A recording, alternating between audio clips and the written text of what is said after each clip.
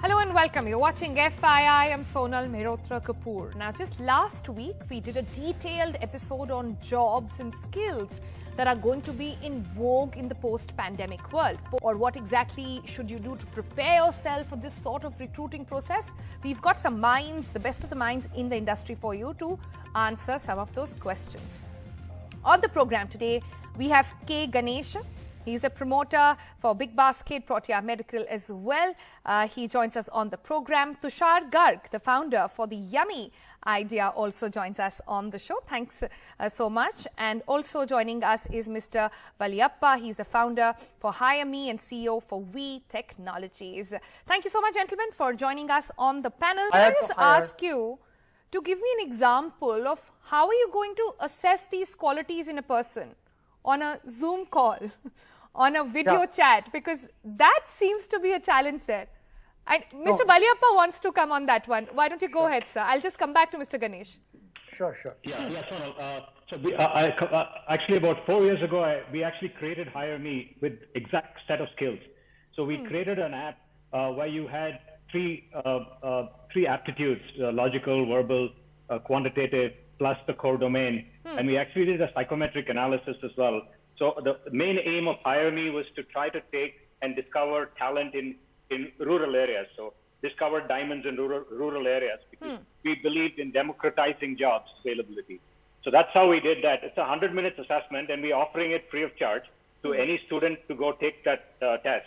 And then we have a Hire Me score, because what's the biggest problem for an average student is that they take various interviews and they keep getting various rejections. So an average student in India gets rejected 24 times before they get a job. So, and every time you go back home, all the parents ask them, what happened to the interview with this company? I failed. But they failed that assessment. They're not a failure, but they consider them to be a failure. So that's how we wanted one app. And there's also a 20-second video clip, and you do 3 20-second video clips. So you set the snake in whichever way you want. If I understand correctly, a psychometric analysis is basically to tell you more traits and the personality traits of the person as an individual, not just their core area of expertise and not just his technical skills. Is that correct?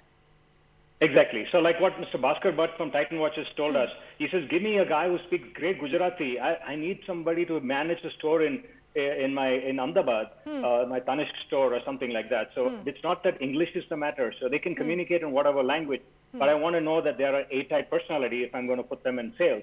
So that's how you stratify that. And you can set the level, and only students above that would show up to you. You click that, you get a 20-second video clip. You click, you like them, and then you can swipe left or right. And that's how the whole model came. And we wanted to, we are offering it free of cost to students. So that's how we wanted to do our bit. Interesting example you chose of Tanishq and in Gujarat. So I think many more skills will be required than just knowing Gujarati on that front. But I'll leave it there. Let me bring it. I wanted to understand actually one of the crucial questions here with the ways recruiting is going to change, or the forms of the capacity of what one particular profile is going to look like. What sort of bearing is it likely to have on, say, the compensation in that traditional way? So we're going to see, actually, some very interesting fact is that we're going to see more women in the workplace now. So far, if you look, about 25% of the workforce have been women. But I think that's going to go to about 33% post the lockdown. Why do you say that? Because that's what we see, because now work from home is a reality. A lot of women were not allowed to go and work at home because a lot of our employees left saying that I got married, so I couldn't work, or they had to move to where their husbands are and there are not opportunities available there. So now we're moving into rural areas.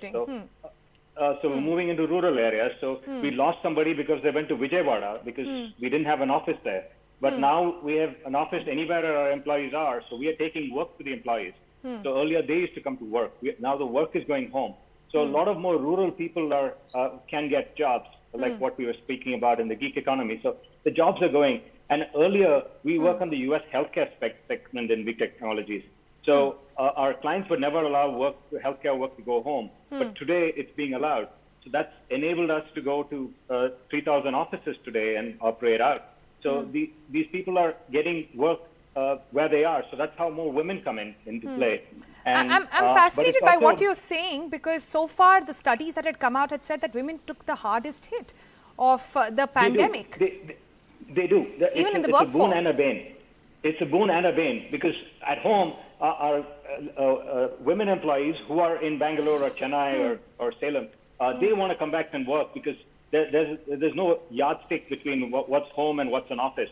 So, like, they have elderly parents or kids coming in and disturbing them. So that's causing a change. But I think now it's also settling down. So once work from home You're saying matures, in the long because it's a run, very nascent- you might see a lot of them coming back.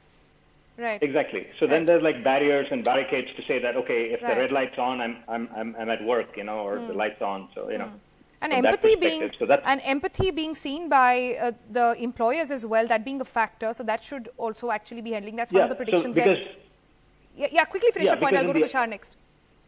Yeah, because on the office side, earlier you had an office and the office infrastructure, but in our employee's house, we start carrying, now the whole shift is moving from healthcare to wellness for all our employees.